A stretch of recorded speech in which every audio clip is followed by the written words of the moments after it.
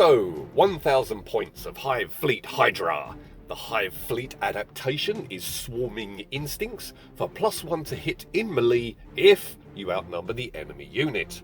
The adaptive trait is +1 move, and when consolidating, you can move an extra 3 inches to a maximum of 9 inches. The Hydra stratagem is critical mass, allowing the recipient to re-roll wound rolls if you outnumber the enemy unit. Detecting a theme here. First up, a unit of 24 Hormagaunts, and they will have adrenal glands for +1 move and +1 strength. And I want to check out the Vanguard Predator ability, and so am bringing a Broodlord that knows Catalyst, and the Hydra's psychic power of Psychic Shriek. You roll a d6 for each Hydra infantry unit within 3 inches of the target unit, and 3d6 for each monster. On a 5-up, they take a mortal wound, to a maximum of 6. The Broodlord has rarefied enhancements for a relic, and it'll have the Yurmgal factor, mostly to give him +1 toughness, which should make him much more resilient, as he will now be a higher toughness than most of the weapons on the battlefield. It will be deploying with 5 Genestealers. To provide more synapse and some long-range shooting, 3 Tyranid warriors with bone swords and death spitters, and one of them as the venom cannon.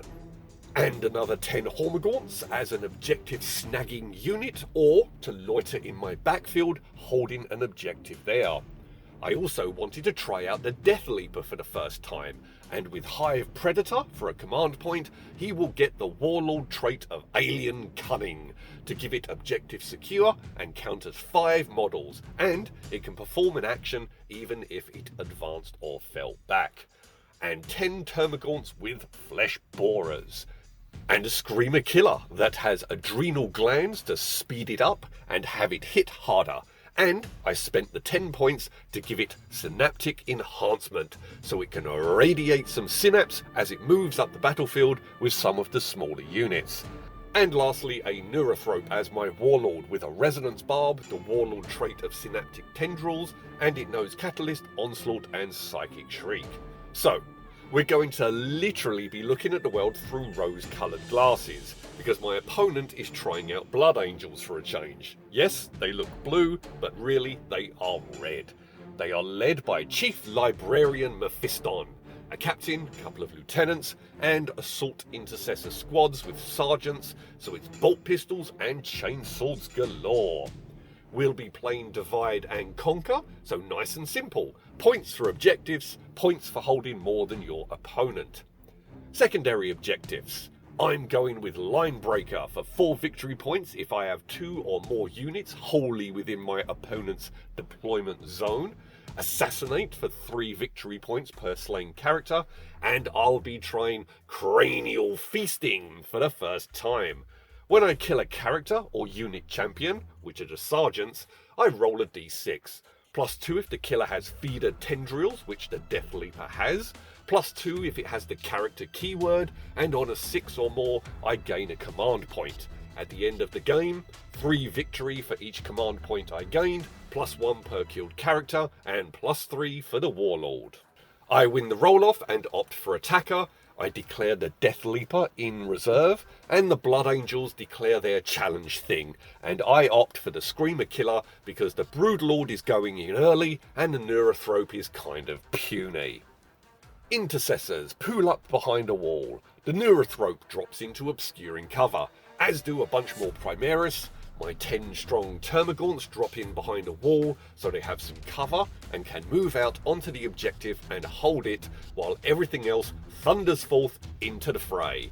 And I guess they can provide some puny flesh borer ranged fire as well. The 3 Tyranid warriors on the objective and getting a shot down the middle so the venom cannon can start doing some harm right from the start. The Blood Angels don't have that much range, so they should be safe in the open, but let's see.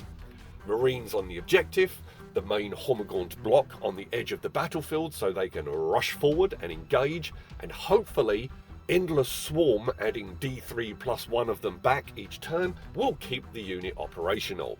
And the Screamer Killer on the other side of the board with the 10 strong Hormagaunt unit, which it will be accompanying in and giving synapse to. The idea is that it overtakes them and engages, leaving them to sit on the objective while it ties up and chops up the Space Marines. And lastly, now that all the Marines are deployed, my Broodlord and Genestealers are 9 inches from the enemy deployment in obscuring and on an objective. The Tyranids win the roll-off and go first. Hive Fleet Hydra, let's see what you can do against the Sons of Sanguinius. The Broodlord and Genestealers move into assured charge range. The Hormagaunts advance 16 inches up the board and are hoping to charge, and with the Endless Multitudes keyword, they have an engagement range of 2.5 inches, so more ranks will be able to chuck their talons in. And if they fail the roll, they'll be charged, but they'll also be sitting on the objective and denying access to it. The Termagants advance onto the objective, so if I need to, I can now send my warriors in to get them bone swords to work. The other Hormagaunts and the Screamer Killer both advance. The Neurothrope puts Catalyst on the Hormagaunts to toughen them up, and Onslaught so they can charge. Just make that roll. The Broodlord just drops a smite. A 2 and a 1. A foul, but at least it's not a perils. Phew. That would have been a hell of a start. The Broodlord appears out of nowhere, right in front of your lines, rushes you, and pops. Now, onto the shooting. A venom cannon down the middle. Transhuman physiology goes up, and rules it. Only one hit takes out an intercessor. Death Spitters, and if only I'd used an exploding sixes strat or something, because it was almost nothing but sixes. So another Blood Angel goes down. And the Screamer Killer is within 18 inches, so chucks out a big ball of plasma with the Bioplasmic Scream. 4 shots, 3 of them hit. I then recall its blast, so roll a couple more dice for another couple of hits. 4 wounding hits, no armor saves, 2 more Space Marines perish. Charge in! I need a 5. And I get a 4. Now that's going to cost me. I should have placed the warriors over by them, get a shard lure into them for an extra dice on the charge roll, but whatever. The Broodlord and Genestealers charge in, a dude heroically intervenes. Genestealers, 4 attacks each on the character. Let's see if we can take him out early and get rid of those pesky rerolls. 2 ups to hit, any 6s will be AP -4 because of the Broodlord's vicious insight. 4 ups to wound, 8 wounding hits at -3 and 2 at -4.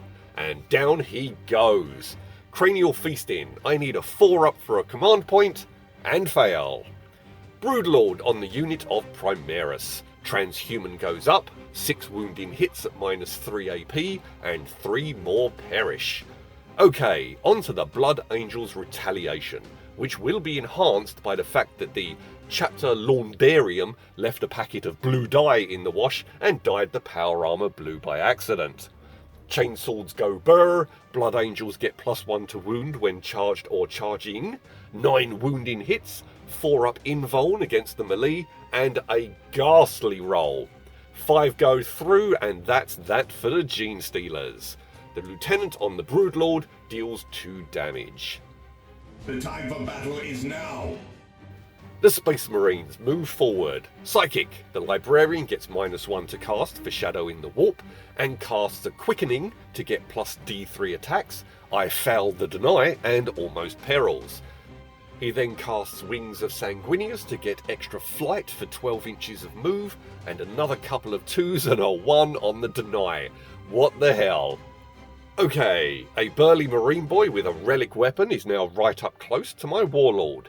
You know what? For failing both denies with a 3d6 and +2 to cast, Neurothrope, you deserve to die. The Chief Librarian can see a little bit of the big bug, so fires a plasma pistol shot, but the warp shield absorbs it, and he opted not to supercharge.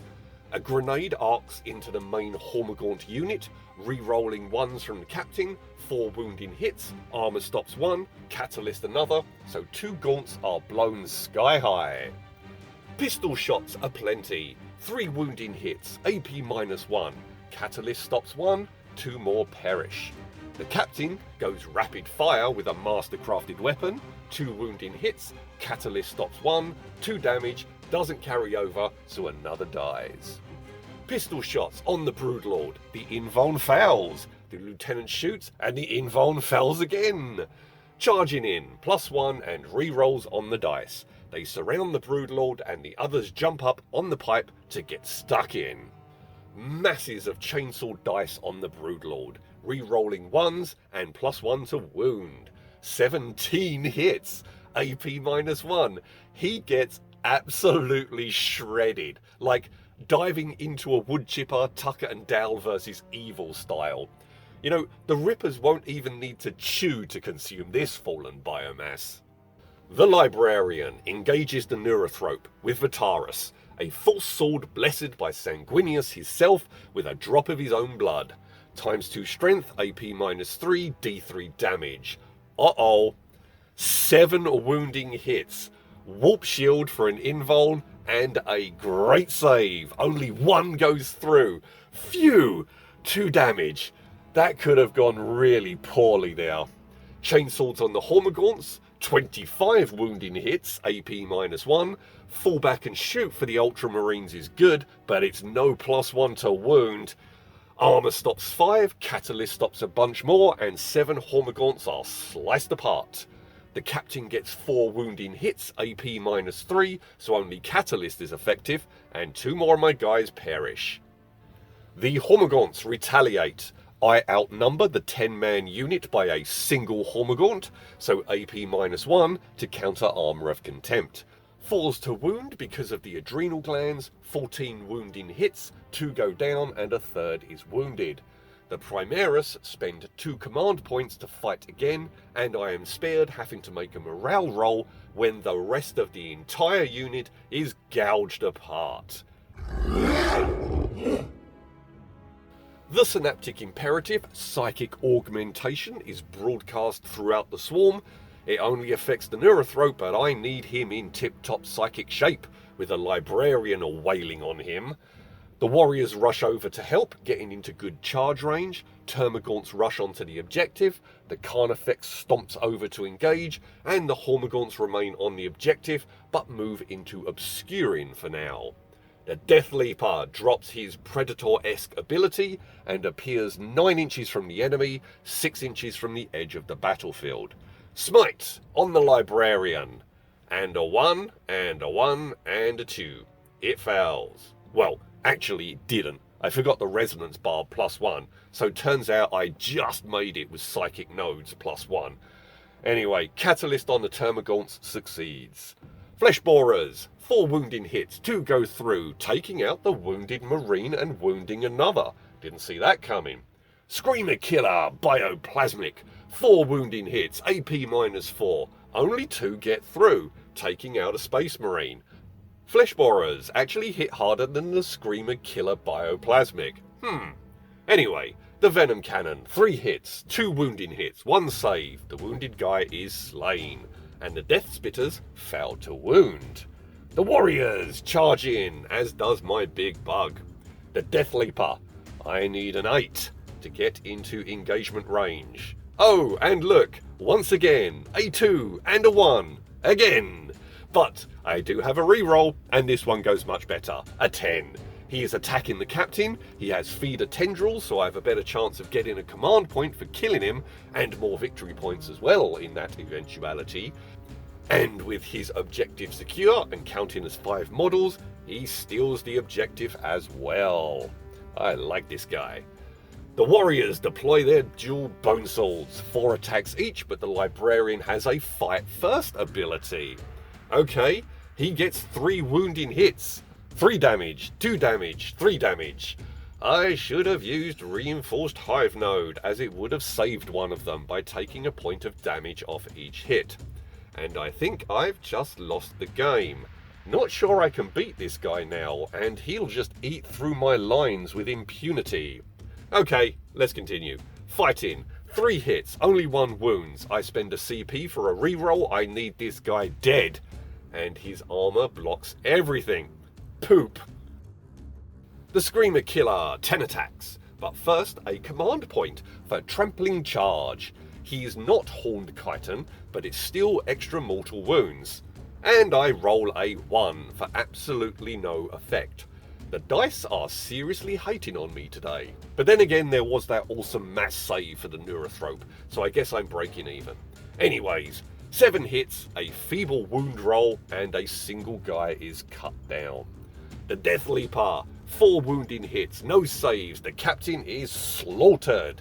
+2 for a character, +2 for feeder tendrils, and I get a command point. The Marines pile in on the Screamer Killer with chainswords raging. The +1 to wound is really useful against its high toughness. 8 wounding hits, 3 up to save, 3 wounds go through. Morale. The terrifying ability on the Screamer Killer is countered by They Shall Know No Fear, and a guy over by the Deathleaper loses his nerve and flees. And this causes another's courage to snap, and he also legs it. They advance on the Termagants and contest the objective. The others move on the Deathleaper. Psychic. The Librarian chucks out some powers, but I deny one and he fouls the other. So he takes a pistol shot at the warrior, but fails to wound. A grenade into the Termagants, 1 wounding hit, and Chiton blocks it. The captain gets a wounding hit, armor and catalyst fail. Down to 9 gaunts. Another crack grenade into the Deathleaper, fails to hit. Pistol shot does a wound on the Deathleaper, and pistols into the Screamer Killer, no luck. The Deathleaper and Termagants get charged. The Librarian gets 4 wounding hits on the Neurothrope, and the warp field soaks them all up. 5 wounding hits on the Termagants from the captain, and I pulled the closest 2 to remove everything from within engagement range, and so the remaining damage is lost on thin air. Chainswords galore from the rest of the squad, and the Termagants are utterly exterminated. -1 to hit the Deathleaper because of chameleonic skin, no luck there. Now, to the back and forth in the fight phase. Warrior on the Librarian, 1 wounding hit, doing 2 damage. Attacks on the Screamer Killer, 3 wounding hits, armor absorbs all of them. The Deathleaper, 5 wounding hits, AP -3, 2 saves, but that's still enough to take out the last 2 Marines. I pondered using Overrun to try and launch him over towards the captain and onto Objective 4, but let's just sit here and hold Objective 1 for now. Screamer Killer gets 6 hits and 5 of them wound, 1 save, 3 kills. And finally, the Neurothrope wriggles his tiny ineffectual claws at the chief, and totally misses, no shock there. Morale. A guy runs away from the Screamer Killer and the Sergeant runs away as well, leaving the Screamer Killer all alone. Okay, morale is really swinging the direction of this fight. I have 2 units wholly within my opponent's deployment zone. I've got 2 objectives, the Marines have 1, so I get more points for outnumbering. Okay, we both have 2 characters and a few dregs of troops, but I have the Screamer Killer on top of that. We'll probably be both down to 2 characters this round when the Chief Librarian offs the Neurothrope, so it's all still to play for. Goaded to Slaughter is activated for exploding 6s in melee. The Screamer Killer moves onto the objective, freeing up the Deathleaper, which can hopefully score me more victory points on Cranial Feasting. I leave the Hormagaunts where they are to hold the objective. The Deathleaper uses its flesh hooks to ignore vertical distances and get up on the ruin and ready to charge. I was going to use rapid regeneration on the Neurothrope, but then, because he's going with the smites, these are likely to heal it. Let's save the CP and hope it makes some decent psychic rolls. The deny fouls, and so it does a single mortal wound. The second smite also does a single mortal wound. But that's 2 points of healing, getting the Neurothrope back to full health. Bioplasma, 2 wounding hits, AP -3, 5 ups to save, 2 Marines perish. The Deathleaper can't re-roll this charge, it only gets that ability when it appears, so it needs a 7, and gets it. He's on the captain. 7 attacks, 2 up to hit, 5 hits, 3 wounding hits, 2 go through, 4 wounds. The Librarian with Vitaris, 2 wounding hits. I use a reinforced Hive node, but he gets enough damage to kill the warrior. The final attack goes on the Neurothrope. Warp field fells me, 2 damage. really glad I healed it up. Everyone piles in on the Deathleaper with -1 to hit. 2 wounding hits, armor fails. The captain gets 3 wounding hits. Going with the invuln save, 1 goes through, doing 2 damage. And now, the Blood Angels get a nasty surprise. They want to spend the command points to fight again, which would almost certainly finish off the Deathleaper. But fear of the unseen blocks them. That could have changed the direction of the game. Keeping that Deathleaper alive means he counts as 5 models, and that objective is mine. And we are in a smite shootout in the corner. 1 succeeds but is denied. He tries quickening for the D3 extra attacks power, but the Neurothrope denies. The Librarian overcharges his plasma pistol, but the invuln soaks it up. 3 wounding hits, all get absorbed. The Deathleaper, 7 attacks on the captain. 3 wounding hits, AP -3, armor fails, and he is cut down. And he is also denied the only in death stratagem by the Deathleaper's ability, so he can't fight again and finish it off. Phew! And with that, we are calling it. The Chief Librarian probably would have done better going for the Carnifex, because the Neurothrope's warp field just kept absorbing everything, and by healing from the smites, allowed it to heal quicker than it was actually harmed. With that in mind, I think I'll be putting Dermic Symbiosis on my Carnifex next time for a 4-up invuln save. I'll be going with Warriors, so I'll have plenty of Synapse anyway. The additional cost for the gaunts means the units are now small enough to be wiped out in a single turn, meaning you can't use Endless Swarm to bolster their numbers. Same thing with the Gene Stealers. A little cheaper, I could get a few more, they might last a little longer, and the Broodlord, for the points, just not worth it right now. As I started putting my next list together, I saw that for the cost of 10 Hormogaunts, I can get 3 Tyranid Warriors. The Gaunts have 10 wounds total, Strength and Toughness 3, AP -1, Damage 1 weapons, but the Warriors have only 9 wounds total, but are Strength and Toughness 5, have great ranged attacks, better armor, +2 strength, AP -2, 2 damage weapons, and they have Synapse, and they contribute a Synaptic Imperative. Okay, I foresee Gaunts being shelved until either Warriors go way up in cost, but more likely until the cost of Gaunts comes down. On the other end of the spectrum, the Deathleaper is actually really awesome. The deny strats thing is great, it is a solid assassin, a great objective stealer, and can really stir things up. Plus the feeder tendrils and cranial feasting, getting command points for kills, really nice. Also, I haven't adjusted to some of the new strats. I'm used to Pheromone Trail drawing in other forces from reserve, but now it's just a 2+ on the charge. Going to have to remember that, as now I'll only need to roll a 6 or more to charge when he appears with a reroll, a bit less risky. As to the Blood Angels, they are beasts in melee, and to be honest, I think the pistols are a better option than bolters. They're not as hard hitting as bolters, but they can be used in combat, and the chainswords do way more damage anyways, with the pistols offering some range attacks, and then they remain useful in hand to hand.